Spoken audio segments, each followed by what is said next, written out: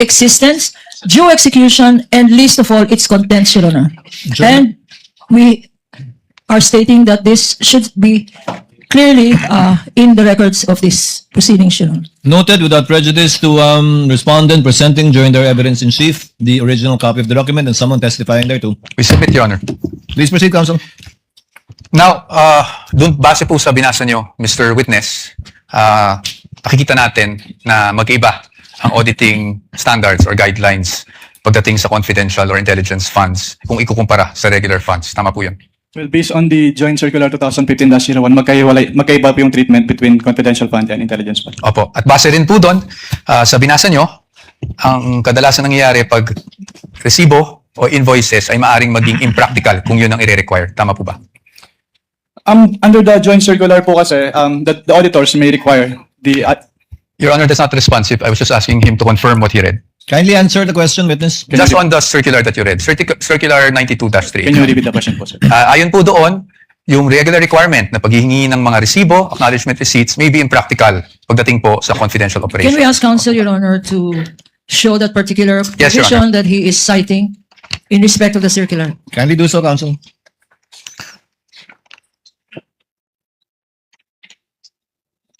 Tama po ba? Ang sabi po dito ay during intelligence operations. Yes, tama po ba? As stated po dito, during intelligence operations. Okay. Thank you. Well, I'll accept that answer, Your Honor. Now, punta naman po tayo doon sa nature ng confidential operations. No? You would agree with me na pagdating po sa confidential operations, delikado po pag nagkakaroon ng leak of information. Tama po ba? Can you repeat your question?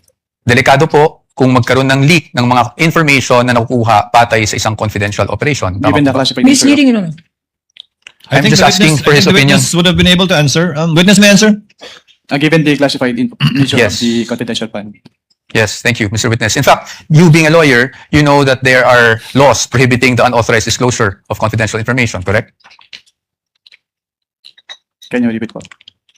You being a lawyer, sir, you are aware that there are laws prohibiting the unauthorized disclosure of confidential information, correct?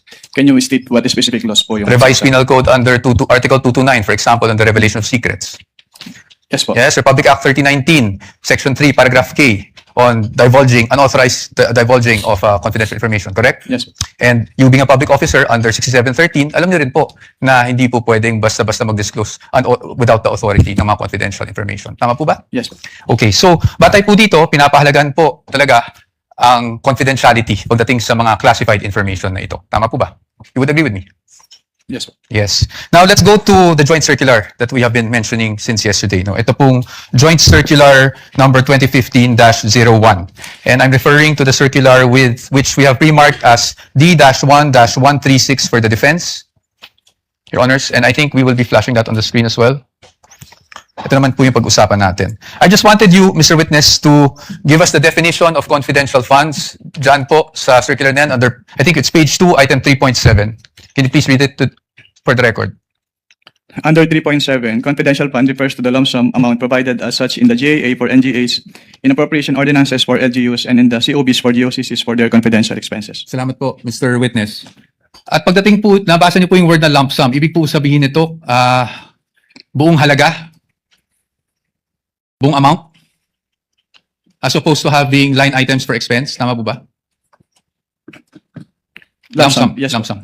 Opo. At based on your experience, pag ang pinag-uusapan po natin ay confidential funds, pagdating po sa pag-disburse nito, cash po ba ito? In the form of cash? What expense are you pertaining? Confidential funds in general. Cash po ba ito?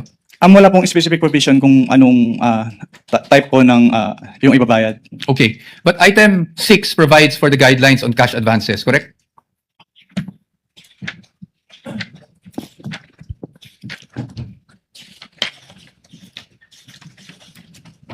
Based on this document po, yes po. Yes po. And I refer you now to item 6.1.2. Diyan po, sinasabi po ng provision na yan na ang maaari lang mag-avail ng cash advance pagdating sa confidential funds ay ang isang designated bonded special disbursing officer or SDO, or kung wala mang ganong designated SDO ay ang head of agency, correct? Yes po. At kanina po, sabi nyo, binasa nyo bawat pahina noong mga sinabite sa inyo ng DepEd at OVP for their liquidation reports. Tama po ba? Yes po. At you would be aware na ang SDO po para po sa OVP ay si Ms. Gina Acosta. Tama po ba? Based on the documents submitted, yes po. Yes, thank you. At pagdating naman po sa DepEd, Mr. Witness, ang SDO po ay si Mr. Edward Fajarda. Tama po ba? Based on the documents submitted po, yes po. Yes. So based on that, tama rin po ba na sila ang maging payees ng mga cheque na inilabas ng DepEd para sa cash advance? Yes po. Tama po. At sila, tama rin po na silang nag-encash ng mga cheque dahil silang payee. Tama Yes po. po. Yes po. So they complied with 6.1.2, correct? What do you mean complied po? Complied with the requirements of 6.1.2 na ang SDO po ang kumuha ng cash advance at siya po nag-encash ng cheque. Your Honor, please misleading. That's not the only requirement in 6.1.1. 6.1.2, Your Honor. There are other requirements here. Can counsel be specific? I'm just asking, Because Your Honor. This is a blanket he is saying, and so therefore, there is compliance here. I'm In asking- particular. Thank you. I appreciate po What does the... counsel for respondents say? I appreciate naman po the objection of the good counsel. So I will be more specific. Tama po, nag-comply po na ang SDO ang payee sa cheque at ang SDO po ang nag-encash. Yun lang po. Just on that part.